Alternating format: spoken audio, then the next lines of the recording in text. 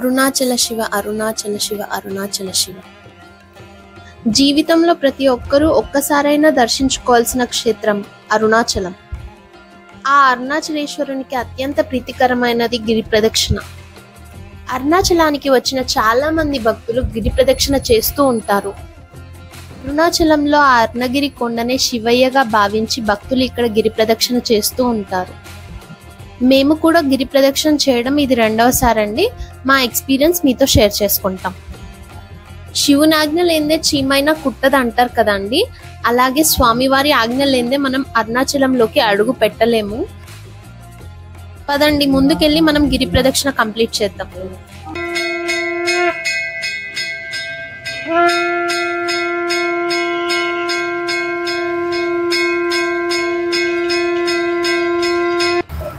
యాక్చువల్గా మొత్తం వచ్చేసి 14 కిలోమీటర్స్ అండి.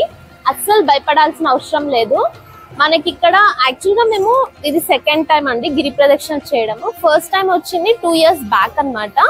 అప్పుడు ఇన్ని షాప్స్ లేవు. ఇప్పుడు అడుగుకి షాప్స్ ఉన్నాయండి, అడుగుకి వాష్రూమ్స్ ఉన్నాయి, చాలా ఫెసిలిటీస్ ప్రొవైడ్ చేస్తున్నారు. అస్సలు భయపడాల్సిన పని లేదు. మేము మార్నింగ్ 4:30కి స్టార్ట్ అయ్యాము. అంటే ఉంటారా లేదా అనే సందేహంలో ఉన్నాము. ఇంతకు ముందు వచ్చినప్పుడు ఈవినింగ్ చేసామన్నమాట గిరి ప్రదక్షిణ. 9:30, 10కి అప్పుడు చాలా తక్కువ మంది ఉన్నారు. అంటే ఆ టైంలో కొంచెం అంటే ఎవరు లేరు అనే ఫీలింగ్ వచ్చింది. కానీ ఇప్పుడు మాత్రం అసలు మొత్తం ఫుల్ జనాలండి, అడుగున ఉన్నారు. మనకు అసలు ఏ టెన్షన్ లేదు. ఆ స్వామిని తలుచుకుంటూ ముందుకు వెళ్ళటమే మన పని, అంతే. మనకు మొత్తం వచ్చేసి 8 లింగాలండి, అష్టలింగాలు. అష్టలింగాలతో పాటు సూర్యలింగం, చంద్రలింగం కూడా ఉంటుంది. ఇంకా ఆ లింగాలతో పాటు మనకి 8 నందులు కూడా ఉంటాయండి. ఆ 8 నందుల దర్శనం కూడా మా వీడియోలో చూపిస్తాము. చాలా పవిత్రమైన నందులు అవి. మీరు కానీ మా ప్రీవియస్ వీడియో చూసుంటే ఆ వీడియోలో మేము మొత్తం 8 లింగాలు కదండి. 8 లింగాల్లో మనము ఇంద్రలింగము, అగ్నిలింగము, యమలింగము, దాంతో పాటు పృథ్వీ నంది గిరి ప్రదక్షిణలో కవర్ చేసామండి. ఇంకా మిగతావన్నీ ఈ వీడియోలో చూద్దాం. మీకు ఫస్ట్ వీడియో లింక్ కూడా డిస్క్రిప్షన్లో ఇస్తున్నామండి, చూడండి. గిరి ప్రదక్షిణలో మనం నెక్స్ట్ చూడబోయే ప్లేస్ వచ్చేసి దుర్వాస మహర్షి ఆశ్రమం అండి. ఈ ఆశ్రమంలో దుర్వాస మహర్షి గారి విగ్రహాన్ని కుంతీదేవి ప్రతిష్ఠించారట అండి. ఇది చాలా శక్తివంతమైన ప్రదేశము అని చెప్తారు. ఈ దుర్వాస మహర్షి ఆశ్రమము బ్యాక్ సైడ్ అండి ఒక వేప చెట్టు ఉంటుంది. ఈ వేప చెట్టుకి పసుపు దారాలు కడతారు. ఎందుకంటే ఎవరికైతే మ్యారేజ్ అంటే అవ్వట్లేదో, లేకపోతే కిడ్స్ ప్రాబ్లం ఉంటుందో, అలాంటి వాళ్ళు ఇక్కడ స్వామిని అంటే అక్కడ అయ్యవారు ఉంటారు కదా, ఆయనను అడిగితే ఒక దారము, పసుపు దారము దేవుడి దగ్గర పెట్టేసి మనకు పూజ చేసి ఇస్తారు. ఆ వేప చెట్టుకి కట్టాలన్నమాట. ఇంకొకటి ఇక్కడ రాళ్ళన్నీ పేర్చి ఉన్నట్టు ఉంటుంది. మీరు చూస్తున్నారు కదా స్క్రీన్ లో. ఎవరైతే సొంత ఇంటి కల నెరవేరాలి అని అనుకుంటారో వాళ్ళు అలా రాళ్ళు పేరుస్తారు. ఈ ప్లేస్ కూడా చాలా ప్రశాంతంగా ఉంటుందండి. మనకి గిరి ప్రదక్షిణ చేసేటప్పుడు అంటే డీహైడ్రేట్ అవ్వకుండా బాగా నడిచింటాం కదండి, కొంచెం రిలాక్స్ అవ్వడానికి చాలా ప్లేసెస్ ఉంటాయి మధ్య మధ్యలో. అంటే ఇట్లా కొబ్బరి బొండాలు, కొంచెం డ్రింక్స్, ఎనర్జీ డ్రింక్స్ అలాంటివి చాలా ప్లేసెస్లో ఉంటాయి. మనం హ్యాపీగా గిరి ప్రదక్షిణ తొందర పడకోకుండా హ్యాపీగా రిలాక్స్ అయ్యి అలా కొంచెం కోకోనట్ వాటర్ అట్లా తీసుకుంటూ మెల్లిగా వెళ్తూ ఉండొచ్చండి. ఆ స్వామివారిని తలుచుకుంటూ వెళ్తూ ఉండాలి, అంతే. జీవితంలో ఒక్కసారి గిరి ప్రదక్షిణ చేస్తే 100 అశ్వమేధ యాగాలు చేసిన పుణ్యం లభిస్తుంది అని అంటారు. మనం నెక్స్ట్ చూడబోయేది రెండవ నంది అండి. ఫస్ట్ చూసింది వచ్చేసి పృథ్వీ నంది. ఇప్పుడు చూడబోయేది అప్పు నంది.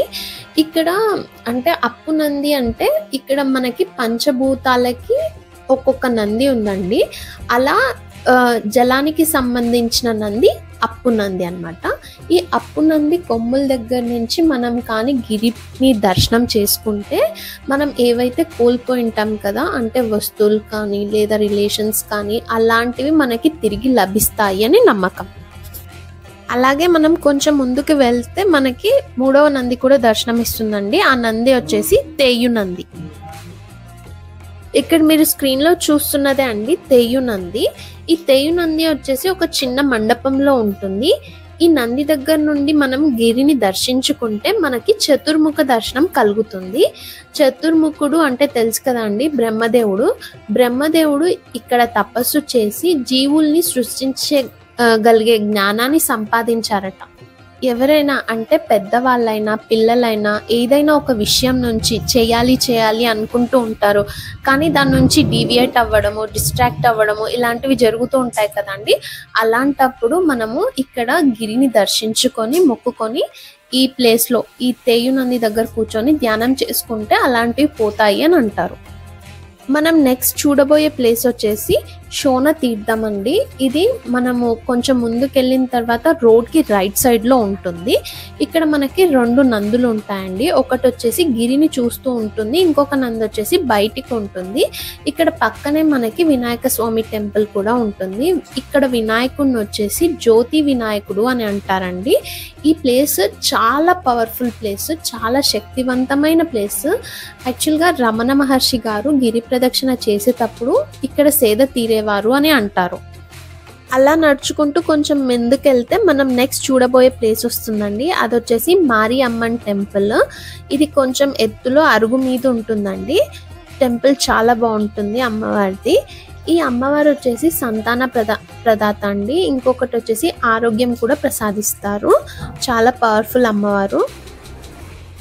యాక్చువల్గా గిరి ప్రదక్షిణ చేస్తుంటాం కదండి, చాలా మనస్ఫూర్తిగా ప్రశాంతంగా అన్ని టెంపుల్స్ ఏవేవైతే ఉన్నాయో మనకి చుట్టూ అవన్నీ చూస్తూ దర్శించుకుంటూ వెళ్తే చాలా బాగుంటుంది.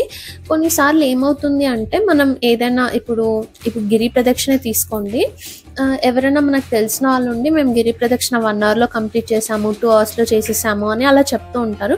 అయ్యో వాళ్ళు 1 అవర్లో చేశారా, మనం ఇంకా ఫాస్ట్గా చేయాలి అని అలా ఆలోచిస్తుంటాము.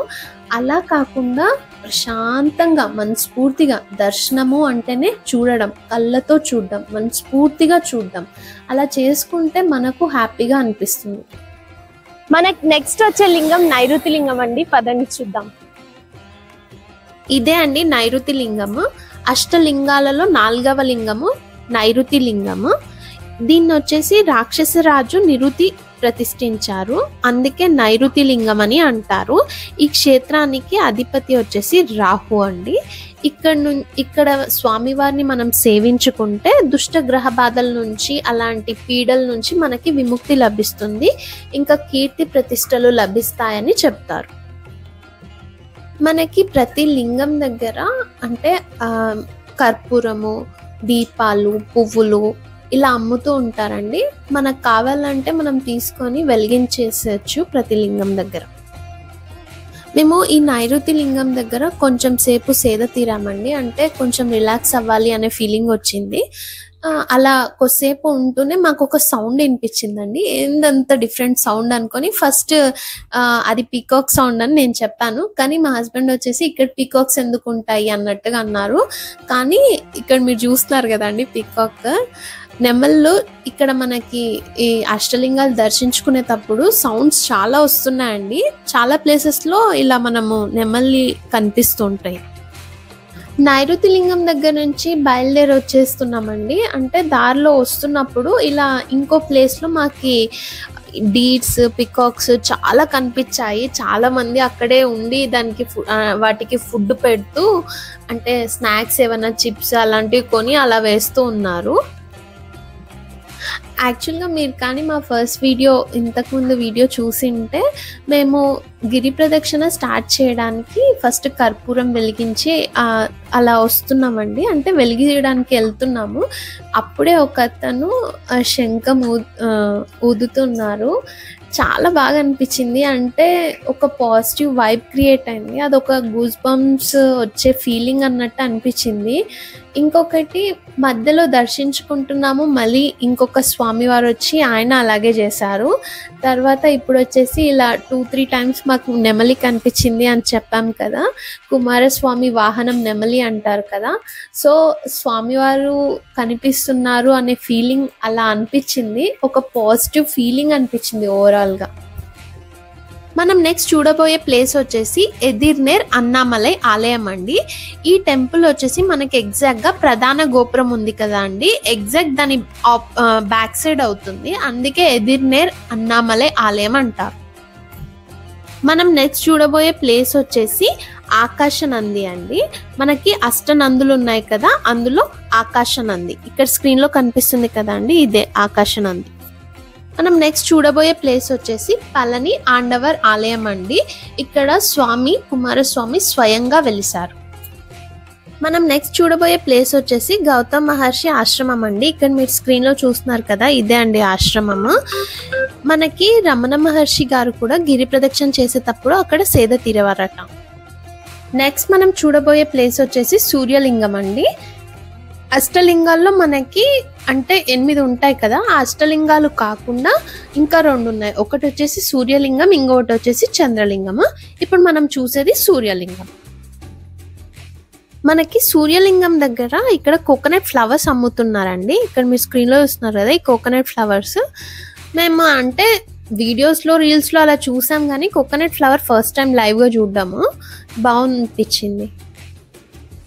మనం ఇప్పటి వరకు అష్టలింగాల్లో 4 లింగాలు చూసామండి. అవి వచ్చేసి ఇంద్రలింగము, అగ్నిలింగము, యమలింగము, నైరుతి లింగము. నెక్స్ట్ చూడబోయే లింగం వచ్చేసి వరుణలింగం అండి. మనం సూర్యలింగం కూడా చూసాము, కానీ సూర్యలింగము చంద్రలింగం అష్టలింగాల్లో కాదండి, ఇవి సపరేట్గా. వరుణలింగానికి వెళ్ళే దారిలో మనకి వెంకటేశ్వర స్వామి పాదాలు ఇక్కడ స్క్రీన్లో చూస్తున్నారు కదండి, చాలా పెద్ద పాదాలు స్వామివారివి. ఆ పక్కనే విగ్రహం కూడా కనిపించింది. మేము అక్కడ దేవుని దర్శించుకొని స్టార్ట్ అయ్యాం. మేము గిరి ప్రదక్షిణ ఎర్లీ మార్నింగ్ స్టార్ట్ చేసాము అని చెప్పాను కదండి, అప్పుడు అంటే వెలుతురు లేదు. సో వెలుతురు వచ్చే కొద్దీ మనకి గిరి అనేది చాలా స్పష్టంగా క్లియర్గా కనిపిస్తుంది. ఇదే అండి వరుణలింగము, అష్టలింగాల్లో 5వ లింగం. ఈ వరుణలింగానికి అధిపతి వచ్చేసి శనిదేవుడు అండి. శనిదేవుడు అంటే ఇక్కడ మనం స్వామివారిని ప్రార్థించుకుంటే మనకి ఎలాంటి ప్రాబ్లమ్స్ అయినా క్లియర్ అయిపోతాయండి. ఎందుకంటే శనిదేవుడు అధిపతి కదండి, అందుకే అన్ని ప్రాబ్లమ్స్ క్లియర్ అవుతాయి. ఇక్కడ కానీ తీర్థాన్ని మనం తీసుకొని స్వీకరిస్తే మనకి ఎలాంటివైనా అంటే దీర్ఘకాలిక వ్యాధులు అలాంటివి ఉంటే అలాంటి సమస్యలన్నీ తొలగిపోతాయని నమ్మకం. ఇంకా ఈ వరుణలింగం దాటుకొని కొంచెం ముందుకెళ్తూనే మనకి చాలా ప్లేసెస్లో ఫుడ్ రెస్ట్కి అన్నట్టు ఉంటాయండి. ఇక్కడ మీరు స్క్రీన్లో చూస్తున్నారు కదా, అంటే ఏమన్నా పెయిన్, లెగ్ పెయిన్ ఎక్కువ ఉన్నా, కొంచెం రిలాక్స్ అవ్వాలి అనుకుంటున్నా ఇలాంటి హెల్ప్ తీసుకోవచ్చు మనము. అంటే ఒక 50 రూపీస్ పే చేస్తే మనము అప్రాక్సిమేట్గా ఒక 10 to 15 మినిట్స్ ఇస్తారనమాట. అంటే దాంట్లో 2 టైప్స్గా ఉన్నాయి, మొత్తం ఫుడ్ కావాలా లెగ్ అంతా కావాలా అన్నట్టుగా అలా ఇస్తారు, దాని బేసిస్గా ఇస్తారు. అలా ఒక 15 మినిట్స్ అట్లా రిలాక్స్ అయితే మనకు కూడా కొంచెం క్లియర్ అవుతాయి పెయిన్స్, ముందుకు సాగిపోవచ్చు. అరుణాచలేశ్వరుని గిరి ప్రదక్షిణ ఏ వారం చేస్తే ఏ ప్రతిఫలం లభిస్తుందో తెలుసుకుందాం. ఆదివారం రోజు చేస్తే మనకి ఆరోగ్యం బాగుంటుంది, ముక్తి లభించి శివలోక ప్రాప్తి జరుగుతుంది. సోమవారం రోజు అదే గిరి ప్రదక్షిణ చేస్తే మనకు రాజయోగం కలుగుతుంది, అంటే వృత్తి అలాంటి మొదలగు విషయాల్లో అభివృద్ధి జరుగుతుంది. అదే కానీ మంగళవారం రోజు చేస్తే మనకి రుణ విముక్తి లభిస్తుంది. అదే బుధవారం రోజు గిరి ప్రదక్షిణ చేస్తే గొప్ప విద్య, పాండిత్యం, సాహిత్యం వంటి వాటిల్లో ప్రావీణ్యం సంపాదిస్తారు. అదే గిరి ప్రదక్షిణ కానీ గురువారం చేస్తే మనకి గురుత్వం లభిస్తుందండి. శుక్రవారం రోజు కానీ గిరి ప్రదక్షిణ చేస్తే లక్ష్మీ కటాక్షం లభిస్తుంది. శనివారం రోజు గిరి ప్రదక్షిణ చేస్తే మనకు గ్రహ పీడా విముక్తి లభిస్తుంది.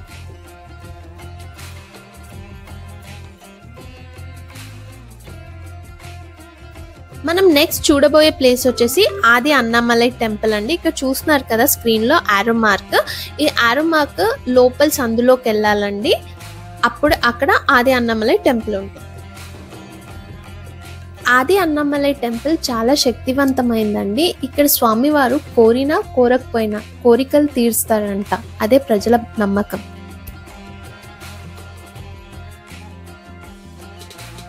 అలా నెక్స్ట్ ముందుకు నడుస్తూ వెళ్తే మనకి ఇక్కడ గోడ పైన ఒకటి పార్వతీ పరమేశ్వరుల పెయింటింగ్ వేశారండి, చాలా అద్భుతంగా అనిపించింది. ఇదే అండి ఆ పెయింటింగ్. అష్టలింగాల్లో మనం నెక్స్ట్ దర్శనం చేసుకోబోయే లింగము వాయులింగం అండి. ఇది వచ్చేసి 6వ లింగం. ఇదే అండి వాయులింగము. ఈ క్షేత్రానికి అధిపతి వచ్చేసి మనకి కేతు అండి. మనకి బయట ఎంత ఎండగా ఉన్నా ఈ వాయులింగం దగ్గరికి వచ్చేసరికి మనం లోపల కూర్చుంటే చాలా చల్లగా అనిపిస్తుందండి. ఏసీలో కూర్చున్నంత ఫీలింగ్ వస్తుంది. ఇక్కడ కూడా మేము కర్పూరం వెలిగించి స్వామివారి దర్శనానికి వెళ్ళాం. మీరు కూడా ఈ ప్లేస్కి వచ్చినప్పుడు, అంటే వాయులింగం దగ్గరికి వచ్చినప్పుడు కొంచెం రెస్ట్ తీసుకొని బయలుదేరండి. చాలా ప్రశాంతంగా ఉంటుంది. మనము గిరి ప్రదక్షిణ చేసినంతసేపు మనకి కుడివైపున ఆ అరుణాచలేశ్వరుని గిరి కనిపిస్తూనే ఉంటుందండి. మనం చేసేటప్పుడు కూడా గిరి అనేది మనకి రైట్ సైడ్లో ఉండాలి. మనం నెక్స్ట్ చూడబోయే లింగం వచ్చేసి చంద్రలింగం అండి. ఇదే అండి చంద్రలింగము. చంద్రుడు ప్రతిష్ఠించాడు కాబట్టి చంద్రలింగం అని అంటారు. చంద్రలింగ దర్శనం తర్వాత మనం నెక్స్ట్ చూడబోయేది అగస్త్య ఆశ్రమం అండి. ఇదే అండి మీరు స్క్రీన్లో చూస్తున్నారు కదా, ఇదే ఆశ్రమం. మనం నెక్స్ట్ చూడబోయే లింగం వచ్చేసి కుబేర లింగం అండి. అష్టలింగాల్లో 7వ లింగము కుబేర లింగం. ఇప్పుడు మీరు చూస్తున్నారు కదా, ఇదే అండి కుబేర లింగము. ఇక్కడ లక్ష్మీదేవి గిరి ప్రదక్షిణ చేసి కుబేరుడికి అప్పగించారంట. అంటే ఎవరైతే ఈ స్వామివారిని దర్శనం చేసుకుంటారో వాళ్ళకి సిరి సంపదలు, భోగభాగ్యాలు అన్నీ ప్రసాదించాలని చెప్పారట. ఈ క్షేత్రానికి అధిపతి వచ్చేసి బృహస్పతి అండి. ఎవరైనా కొత్తగా ఏదైనా విద్య నేర్చుకుంటున్నా అలాంటి వారు ఈ క్షేత్ర దర్శనం చేసుకుంటే మంచిది అని చెబుతారు. మనం కుబేర లింగాన్ని దర్శనం చేసుకొని కొంచెం అలా ముందుకు వస్తూనే రోడ్ కి రైట్ సైడ్ లో ఇడుక్కు పిల్లయారు వస్తుందండి. ఇది అందరూ టెంపుల్ అనుకుంటారు, కానీ ఇది టెంపుల్ కాదండి. దీనికి కొందరు మోక్ష మార్గం అని కూడా చెప్తున్నారు. ఇది మనం బ్యాక్ సైడ్ నుంచి ముందరికి ఒక సన్నటి దారి ఉంటుందండి. ఆ దారిలో నుంచి రావాలి. మనము గిరి ప్రదక్షిణ చేస్తే అంటే బాడీ పెయిన్స్ అలాంటివి ఉంటాయి కదండి. ఈ మార్గంలో నుంచి మనం బయటికి వస్తే అప్పటి వరకు ఉన్న పెయిన్స్ అన్నిటి నుంచి రిలీఫ్ వస్తుంది అని చెప్తారు. దీన్నే కొందరు మోక్ష మార్గం అంటున్నారు. అంటే ఈ మార్గంలో నుంచి మనం బయటికి వస్తే మోక్షం లభిస్తుంది అంటారు. ఈ దారిలో అంటే ఎంత లావుగా ఉన్నప్పటికీ చాలా అవలీలగా బయటకు వచ్చేస్తున్నారు. మనం అలా కొంచెం ముందుకు వస్తూనే రోడ్డు 2 ways గా డివైడ్ అయి ఉంటుందండి. ఒకటి వచ్చేసి మనకి లెఫ్ట్ సైడ్ ఈశాన్య లింగం వైపు వెళ్తుంది, ఇంకొకటి వచ్చేసి వేరే రూట్లో వెళ్తుంది. సో మీకు అక్కడ చాలా మంది కన్ఫ్యూజ్ అవుతుంటారు. మీరు లెఫ్ట్ సైడ్ ఉన్న రోడ్ తీసుకోవాలి. ఇన్ కేస్ మీకు కానీ డౌట్ఫుల్ ఉంటే అక్కడ ఎవరినన్నా అడగండి. మనం ఈశాన్య లింగానికి వెళ్ళే రూట్లోనే మనకి యాత్రి నివాస్ ఆలయం అని ఉంటుందండి. ఇక్కడ మేము ఫస్ట్ టైం వచ్చినప్పుడు అకామిడేషన్ ఇక్కడే స్టే చేసామండి.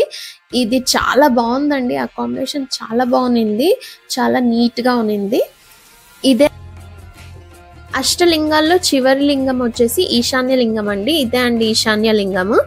ఈ ఈశాన్య లింగానికి అధినేత వచ్చేసి బుద్ధుడు అండి. ఇక్కడ స్వామివారిని దర్శనం చేసుకొని మేము వచ్చేసి మెయిన్ టెంపుల్కి వెళ్ళాము. అక్కడ శ్రీ అరుణాచలేశ్వర స్వామివారిని దర్శనం చేసుకొని అంతటితో మా గిరి ప్రదక్షిణ ముగించాము.